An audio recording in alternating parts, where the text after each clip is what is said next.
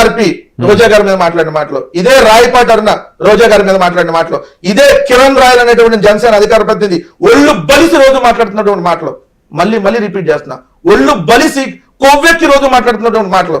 ఏం అరెస్ట్ చేయడం పవన్ కళ్యాణ్ ఎలా ఎంకరేజ్ చేస్తాడు? అదే రోజా గారు మాట్లాడింది ఏం మాట్లాడారు? ఏం మాట్లాడలేదు చెప్పండి. ప్రజాస్వామ్యంగానే మేము మాట్లాడాం సార్. రోజా గారు ఎవరన్నా చెప్పులు వైఎస్ఆర్సీపీ వైఎస్ఆర్సీపీ వాళ్ళు ప్రజాస్వామికంగా మాట్లాడారు, మాట్లాడుతున్నాం కూడా. మేము ఎవరిని చెప్పులు చూపించలా, మేము ఎవరిని భోషుడికి అనలా. అరే డాషులు ఒరే డాషులు నిన్ను పేకల బిస్కి నొక్కి పారేస్తాం, తొక్కి కాదండి. మరి మీకు అధికారం ఉంది కదా,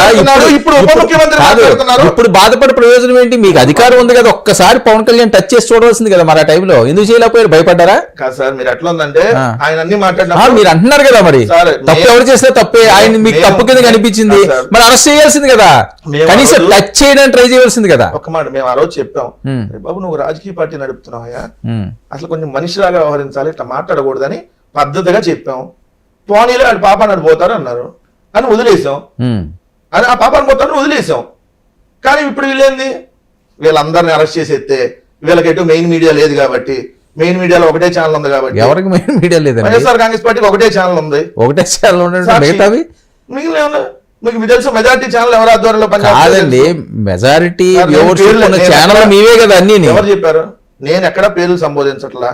తెలుగుదేశానికి ఎన్ని ఛానల్ ఉన్నాయో మీకు తెలుసు, ఎన్ని సోషల్ మీడియా యూట్యూబ్లతో నడుపుతున్నారో మీకు తెలుసు. వైఎస్ఆర్ కాంగ్రెస్ పార్టీకి బలం YSR Congress party social media. ఆ సోషల్ మీడియాని తొక్కేస్తే అక్కడ ఉన్నటువంటి వాళ్ళ మీద కేసులు పెట్టి అరెస్ట్ చేసేసి అవసరమైతే లేకుండా చేసేస్తే ఇంకెక్కడ న్యూస్ ఎవరు చూపించడానికి ఉండదు కదా అనేటటువంటి ఆలోచనతో తెలుగుదేశం కూటమి ప్రభుత్వం వ్యవహరిస్తుంది. ఇదైతే మీరు అనుకున్నది కుదిరేటటువంటి పని కాదు. మేము ఎవరి దగ్గర డబ్బులు తీసుకొని పని చేయట్లా. మేము మీలాగా మీరు అన్నట్టుగా ఐటీడీపీ అని చెప్పి ఫోన్ పేలు గూగుల్ పేలు డబ్బులు ఇస్తే పనిచేసేవాడు మా సోషల్ మీడియా కార్యకర్త కాదు. జగన్మోహన్ రెడ్డి గారి కోసం జైలుకైనా పోవడానికి సిద్ధంగా ఉన్నాడు మా కార్యకర్తలు. అవసరమైతే తాను జైలుకి వెళ్ళడానికైనా సిద్ధంగా ఉన్నాడు మా కార్యకర్తలు. సో ఇలా తప్పుడు అరెస్టులకి భయపడతాం అనుకున్నారా? భయపడిపోతే ఆగిపోతాం అనుకున్నారా? ఇంకా ఎక్కువ పెడతాం. ఇంత పవర్ఫుల్ గా వాయిస్ ఇచ్చిన శ్రీరెడ్డి గారు ఏంటి చేతులు జోడిస్తున్నారు? ఆ స్టేజ్కి వచ్చేసారు. ఆ మాట్లాడిన వీడియో మొత్తం చూడకుండా కొద్ది కట్ చేసి ఆమె ఏమన్నారు, జగన్మోహన్ రెడ్డి గారు డైరెక్ట్ గా నన్ను టచ్ చేయండి, నా దగ్గరకు రండి, నా కార్యకర్తల జోలికి వెళ్తారు ఎందుకన్నారు కదా. అదే ఆమె చెప్పింది, నా కార్యకర్తల జోలికి వెళ్ళమాకండి, జగన్మోహన్ రెడ్డి గారి జోలికి వెళ్ళమన్నాడు కదా, జగన్మోహన్ రెడ్డి గారిని టచ్ చేయండి అని అడుగుతుంది. దాన్ని ఆమె జోడిచ్చేశారు, చేతులు పెట్టి వేడుకున్నారు, ఏదో రకరకాలుగా. చేతులు పెట్టి వేడుకోలేదా? నన్ను క్షమించండి లోకేష్ గారు, నన్ను క్షమించండి చంద్రబాబు నాయుడు గారు, నన్ను క్షమించండి పవన్ కళ్యాణ్ గారు అనలేదా? ఒక మాట నేను చెప్తా, ఎట్లా ఉన్నారంటే సార్ కట్ చేసి పేస్ట్ చేయడం అన్నారా లేదా? ఇప్పుడు నేను చెప్తా సార్, మా వాళ్ళని వదిలేయండి, నేను ఏదో టాపిక్ లో ఎక్కడో మిక్స్ లో వచ్చింది అనుకోండి, వెంకటరెడ్డి భయపడిపోయాడు, వదిలేయమని చేతులు జోడించాడు అని కూడా రాస్తారు. చెప్పట్లా? నేను ఒకటి మాట్లాడితే ఆ పూర్తిగా అనకుండా వెంకటరెడ్డి ఇంకా భయపడలేదా? దేనికి భయం అంటున్నా? దేనికి భయం? దేనికి భయపడాలంటున్నా? భయపడాలా? కేసులు పెడితే భయపడరా? ఎందుకు? కదండి, మీకంటే ఒక ఫ్యామిలీ ఉంది కదా, అంత అవసరమే ఉంది కేసులు పెట్టించుకోవాల్సిన దుస్థితికి ఎందుకు వెళ్ళాలి అన్నది నా పాయింట్. అంటే దుస్థితి కంటే వాళ్ళు ఏం చేసినా కూడా ఏం చేశారు? కారుమూడి వెంకటరెడ్డిని ఎవరన్నా ఏం చేసినా కాదండి, ఈ ప్రభుత్వం ఏం చేసినా ప్రశ్నించకుండా ఉండాలా, డిబేట్లకు వచ్చి మాట్లాడకుండా ఉండాలా, చేతులు కట్టుకొని మూసుకొని కూర్చోవాలా? వెంకటరెడ్డి గారు నేను చెప్పేది మీకు ఒకసారి జాగ్రత్తగా వినండి. ఎంతమంది డిబేట్లకు రావట్లేదు, ఎంతమంది మాట్లాడలేదు, ఒకరిద్దరి మీద ఎందుకు అవుతుంది టార్గెట్? అంటే మనం టంగ్ స్లిప్ అయినట్టు అందరూ ఒకేలాగా ఉండదు.